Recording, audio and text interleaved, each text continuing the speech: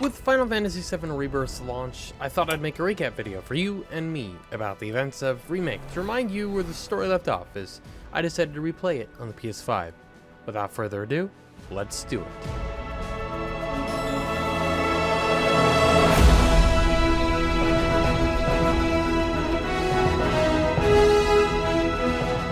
We start our story when we meet Avalanche and their hired merc Cloud, as they're going to destroy one of Shinra's Mako reactors. My game literally glitched actually because I beat this fight too fast, so we're just going to use my gameplay from my series for as much of this as I can. Upon the successful destruction, the blast is far greater than anticipated and caused a lot more damage to Sector 8 than was planned. Upon escaping the reactor, Avalanche and Cloud separate to meet up later at Sector 7, and Cloud must make his way there. Along the way, he has a vision of his former mentor Sephiroth, which leads him to meet a girl peddling flowers, being haunted by invisible enemies who seemingly has a connection to Sephiroth. Well, we know what her name is now, Cloud doesn't yet, so we'll mention that later. After we fight our way through Shinra, we make a daring leap onto the train to meet up with the rest of the squad to go to Sector 7. Once in Sector 7, we must meet up at 7th Heaven, Tifa's bar, so we can get our money. Unfortunately, it's not that simple. Tifa offers us a place to stay in Sector 7, though Cloud still believes it will be a temporary arrangement. Cloud is awoken during the night by the noises from his other neighbor and opens the door to see Sephiroth? Upon being touched by the figure, Cloud sees a vision of a reunion and comes to, realizing that this man is not Sephiroth but a Mako-poisoned former soldier. After shenanigans to get money and work down the slums, it's time for the next mission. This time, Avalanche doesn't plan to have Cloud along for the ride. Jessie wants us to help her with something before we part ways after promising a reward in the evening. We ride with Jessie and the boys to visit her parents so we can borrow her dad's Shinra ID card to get less powerful blasting agent, because she believes it's her fault that the reactor explosion was so much bigger than expected. Though, we do know why it was so bad and it wasn't her fault. And along the way, we meet Roach while also passing her test. What test? Driving. Been driving for years. So you don't need a reward? No.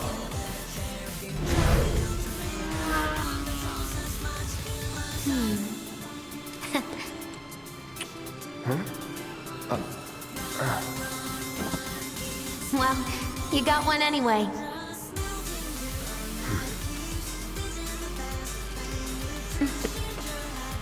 You can thank me later.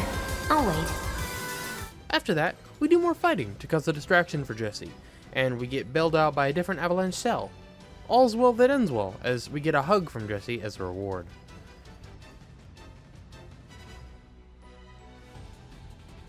Tifa comes to talk to us, and Cloud decides to stick around and help her out, remembering the promise he made to her when they were younger. Just promise me one thing. When we're older, and you're a famous soldier, if I'm ever trapped or in trouble, promise you'll come and save me. Huh? That's what heroes do. They save people. Please? Just once. Come on, promise me. Fine. I promise. The next morning, he awakens to the shadow creatures once again wreaking havoc, and we must fight our way to 7th Heaven. Jessie gets injured, so she's not able to go on the next mission, leaving Barrett to recruit Cloud once again. Later, an emergency ID scan on the train leads Shinra to attack us, and force Plan E. We jump out of the train and find our way toward the reactor, defeating the massive robot Shinra put in our path. In order to destroy the next reactor, we must turn off all the sun lamps for the sector to use the elevator. Seems legit. They have to do this every time? Eventually, we make our way into the belly of the reactor to destroy it, and Cloud is hit with another Mako vision. With this bomb, Jessie installed a remote detonator, so we're able to leave. Weirdly perfect timing. Now we're on public television as Shinra was watching us the whole time, and now we must fight our way out. Oh, it turns out that some of Shinra was using us to stoke the fires of patriotism and war in the people, and it seems to have worked. After falling into the Undercity after the destruction of the reactor, Cloud is awoken from his near-death experience by the Flower Girl, whose name we learn is Aerith. They're a lot tougher than they look.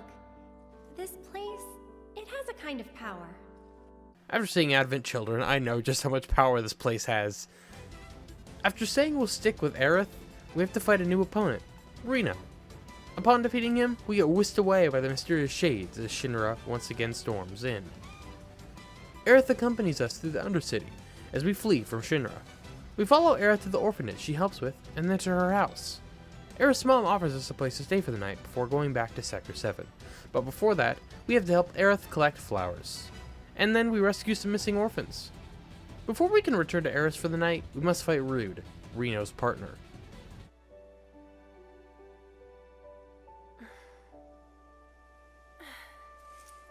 Let's go. Shouldn't keep Mom waiting. Hey, what'd they say? Good work today, guys.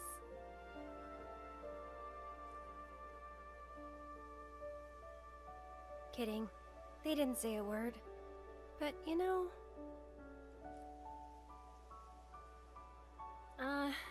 never mind. It's not like you'd believe me after all. Probably not. Aerith leads us to the Sector 7 gate through Wall Market and tells us a bit more about herself. And Cloud shows his cards that he really does care for Aerith. I probably know him.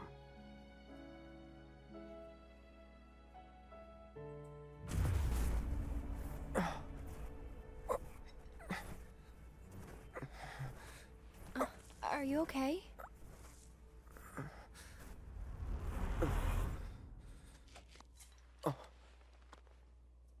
Wow.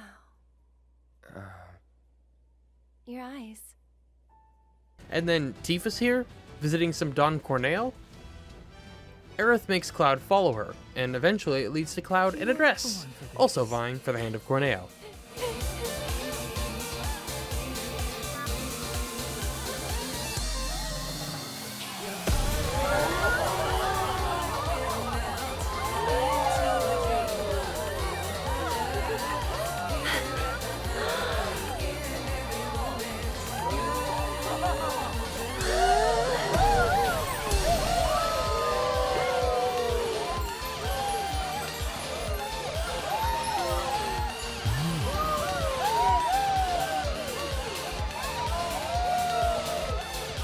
True beauty is an expression of the heart.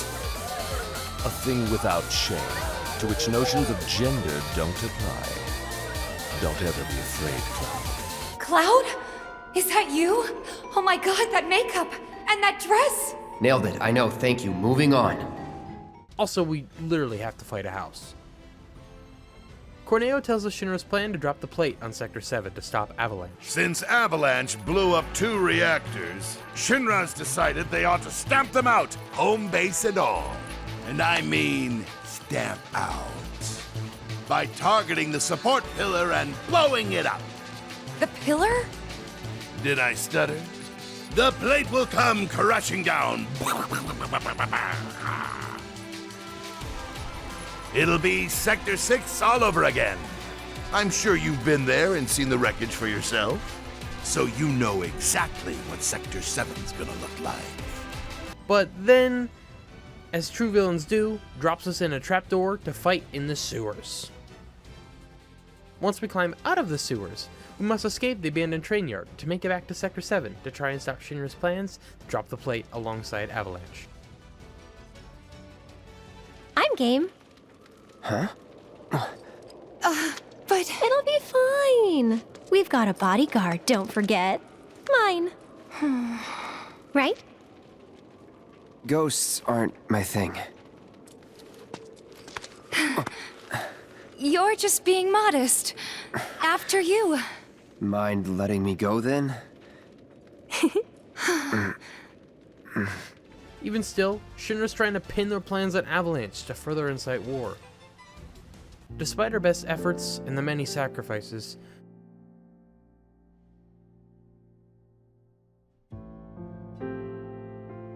the Shades prevent us from stopping Rude from activating the plate separation. An untold tragedy befalls our group in their home.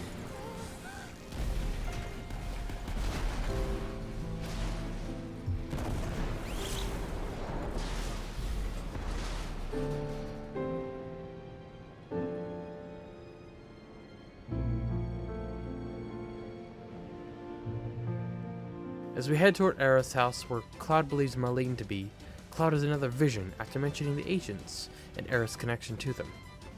After finding Marlene and learning about Aerith, we head back to Sector 7 via Aerith's secret passage.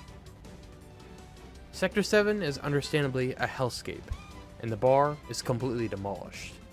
Witch's cat leads us to him, but of course things can't be that simple, and the grate falls beneath us, dropping us down into the sewers again.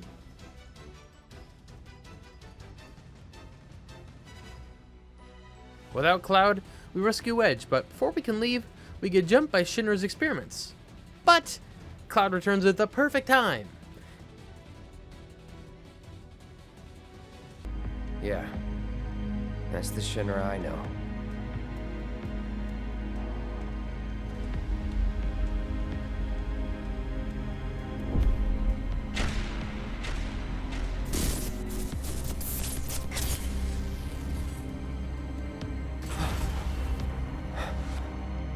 Cloud?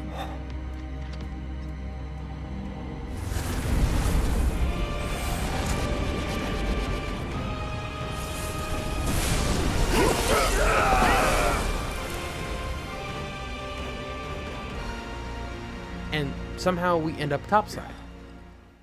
Unfortunately, we have to tell Barrett the bad news about Biggs and Jesse as we head back towards Sector 5.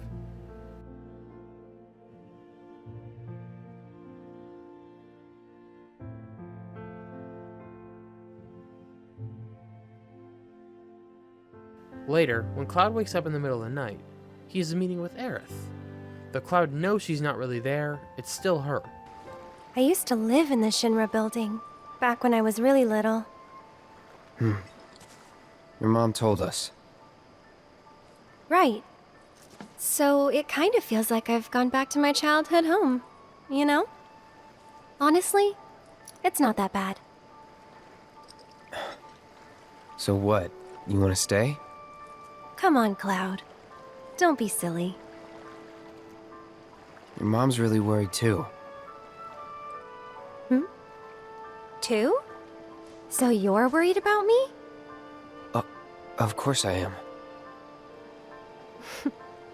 Everyone dies eventually. So we need to make the most of the time we have. To live our lives the way we want to live. Every minute, every moment matters. I'll remember that. Good. I'm glad I met you, Cloud. I really am. I'm grateful for all the words we've shared, for all the moments and the memories. You've made me more happy than you know. And I'll always cherish what you've given me. But whatever happens, you can't fall in love with me.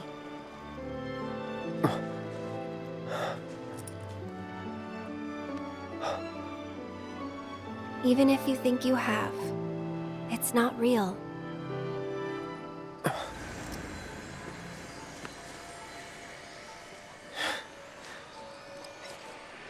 Do I get a say in all this? It's almost morning. Time to go. I'm coming for you.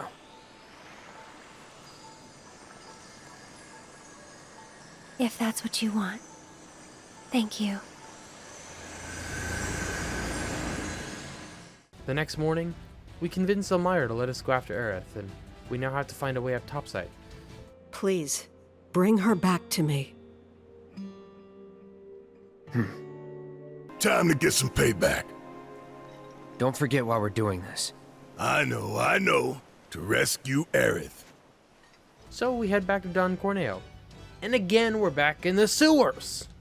After clawing our way through crabs, Ninja Turtle looking things, and chasing down the key, we surface topside and climb the wall with grappling guns that Leslie gives us. I guess we'll build another bar. Yeah. We will. You'll help too, won't you?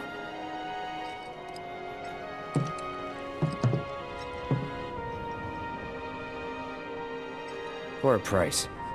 After grappling our way up the rubble and slaying all the Shinra that get in our way, Cloud becomes an action hero, and into Shinra's HQ we go.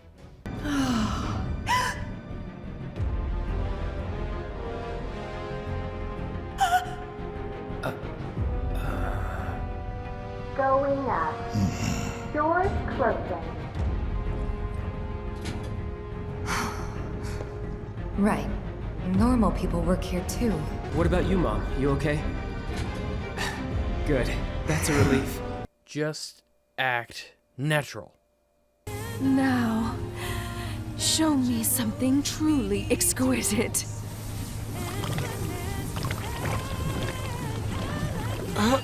Contaminants registered. We're leaving. Materia growth accelerating, outpacing models. Registering crystallization within the reserve tanks. The reaction is out of control! We have to stop it quickly! Clean up the mess, would you? Ma'am.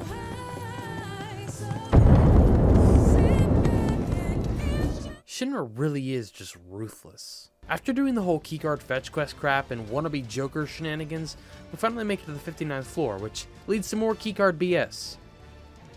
Narcissistic asshole. After becoming a Shinra scholar, we learn about the ancients in a propaganda-filled video.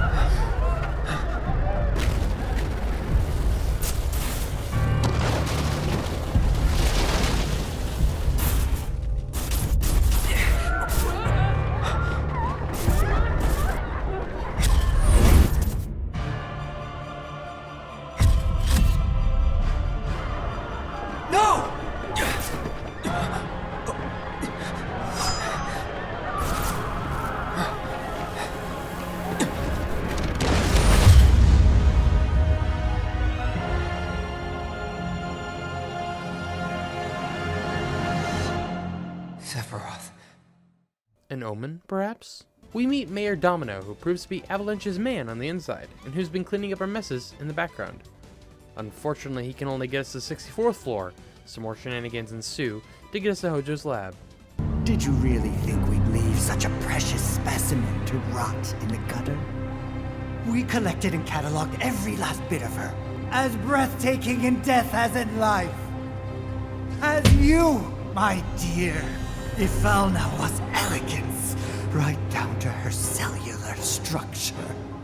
This dude is a fucking creep.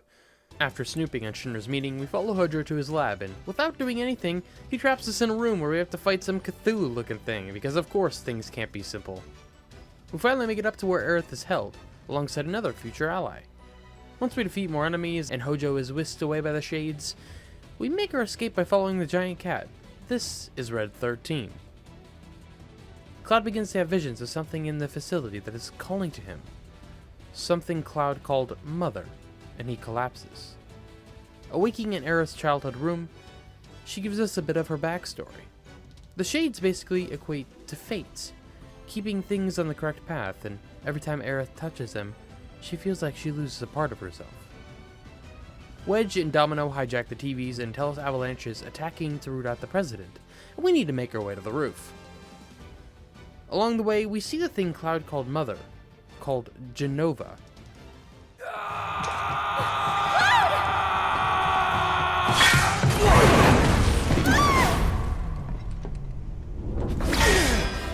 A touching reunion.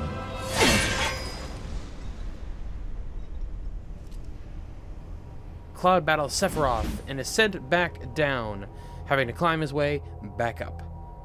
So we had to complete a bunch of things that I just put in front of us to make it irritating before the elevator was unlocked. Once we finally get back, we discover Genova is gone. That's just swell. Now, it's time to head for the roof. On the roof, we find President Shinra hanging on by his fingertips. Thing is, I don't want your money. Please.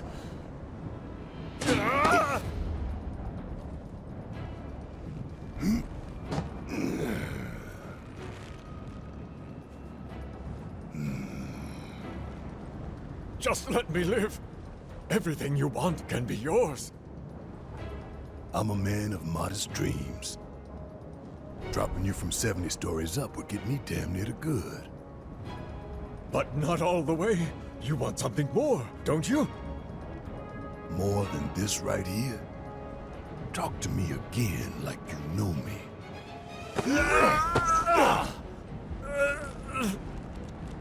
Barrett! Stop it!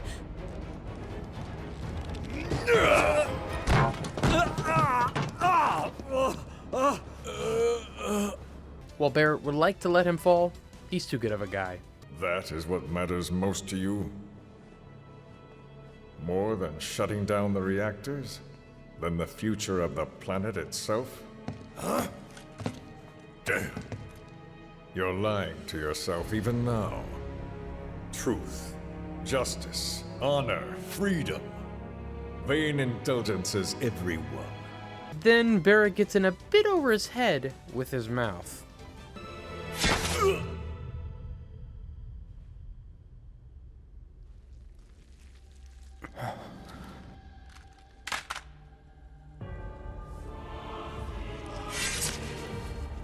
You son of a bitch!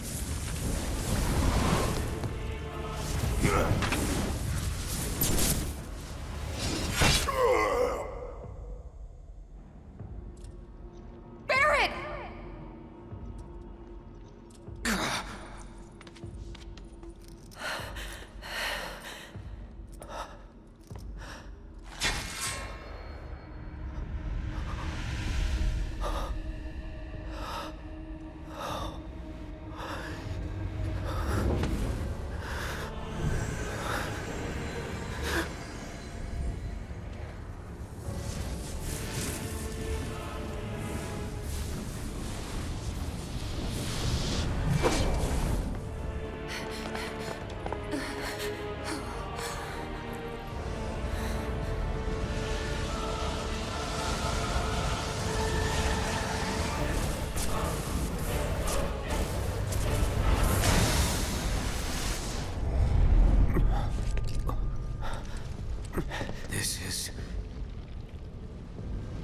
The source of everything.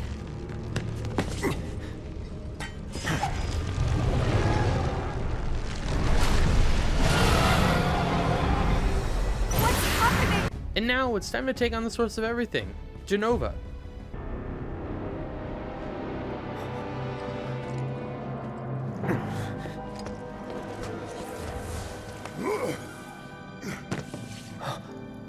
The fates have deemed this was not Barrett's time.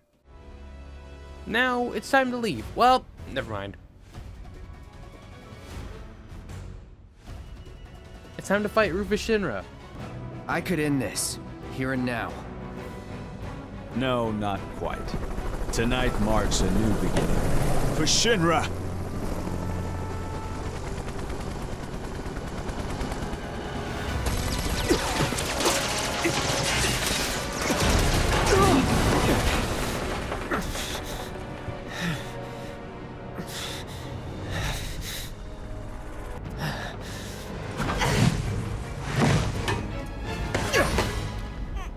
Tifa's here, in the nick of time.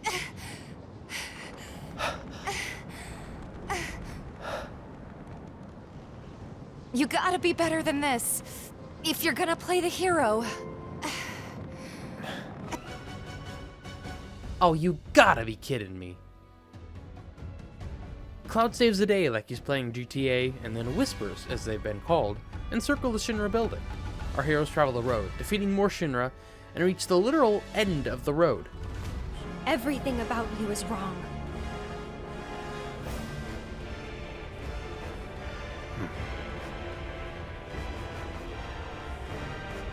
All born are bound to her.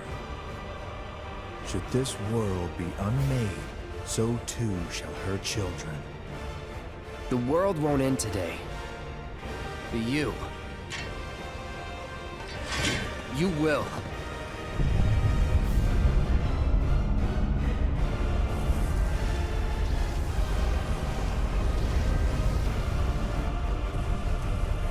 Listen.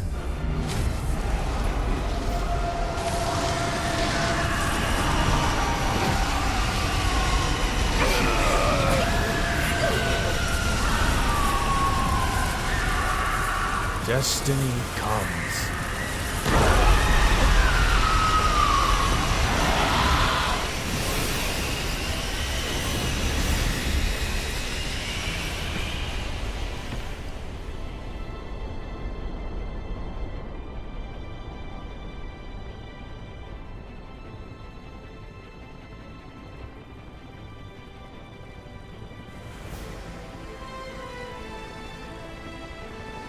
We drag our asses all this way. This is the welcome we get. I'm waiting, Cloud.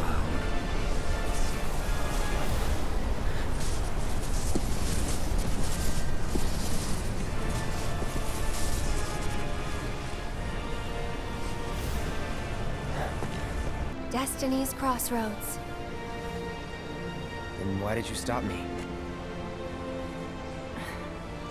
I'm not really sure.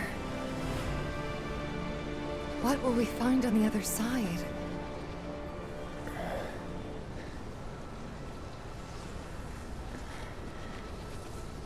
Freedom.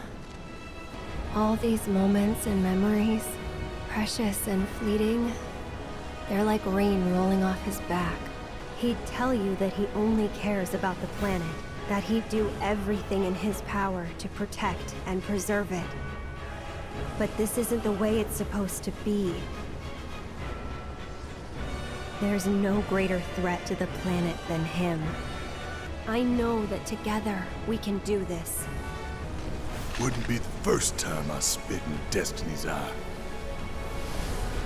Whether you can see the scenes or you can't, doesn't change that she's always trying to have it her way.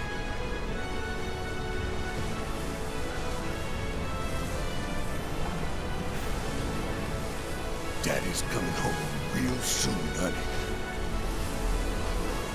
We travel in a singularity and see this monstrosity. Did we do it? Hang on! Eric!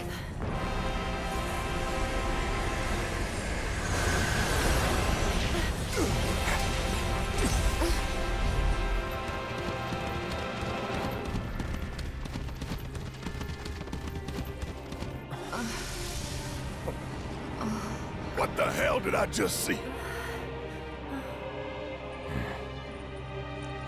A glimpse of tomorrow if we fail here today. That was literally a clip from Advent Children. The failure timeline is Advent Children. All the scenes are from the movie. That story takes place after the events of the original game. Oh my god, that makes me so happy. I'm so glad I went and saw it. It is time to fight the Wormling and Angel himself. Enjoy it.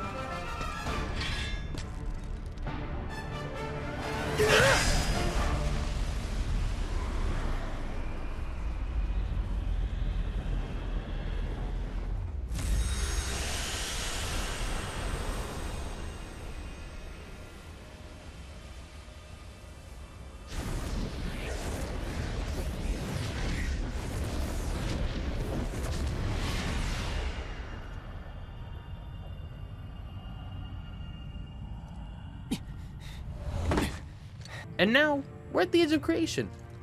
Yeah, this shit's pretty damn cool. Our world will become a part of it one day, but I will not end. Nor will I have you end. Let us defy destiny together.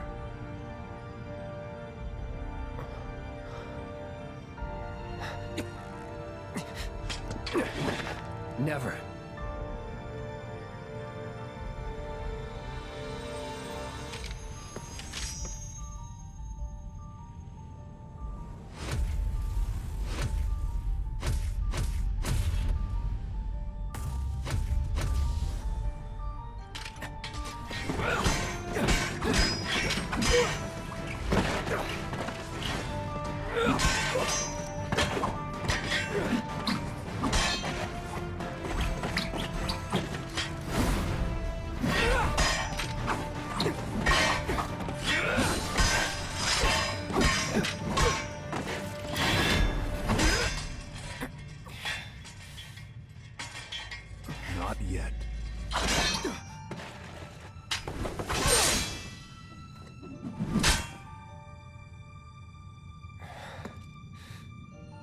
7 seconds till the end. Time enough for you, perhaps. But what will you do with it? Let's see.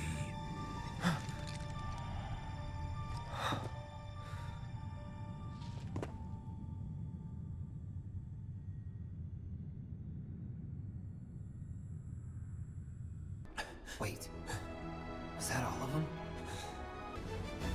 The shimmers of the whispers light everything up. They show people alive and kicking. Money! But our heroes know their fate lies elsewhere. I'll come back.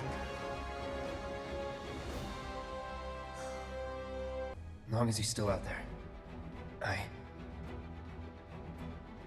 thought you beat him. We will. Count me in. If it's to be a hunt, you could use a nose like mine.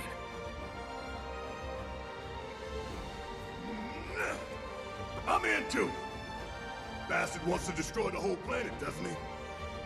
An enemy of hers is an enemy of Avalanche.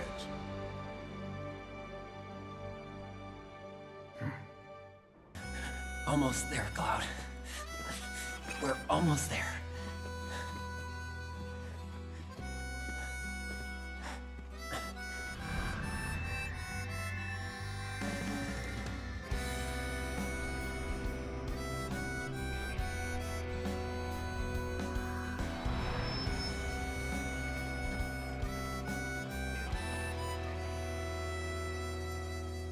The sky.